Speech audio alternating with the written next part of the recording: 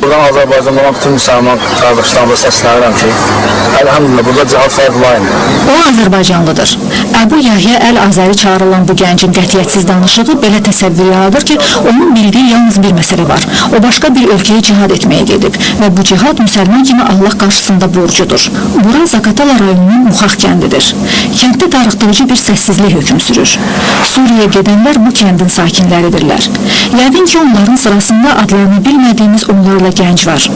Onlara xeyir dua verən kənd sakinlərinin İslam və İslami dəyərlər haqqında bildikləri heyrət doğurmaya bilmir. İşte ki, Bəşər Əsəd xeyli müsəlmanı qırıbdı. İndi eşitdik, bilmirəm hansı alimdir. Cihad elan eləyirdi, cihad elan eləyirdən sonra gediblər Suriyaya.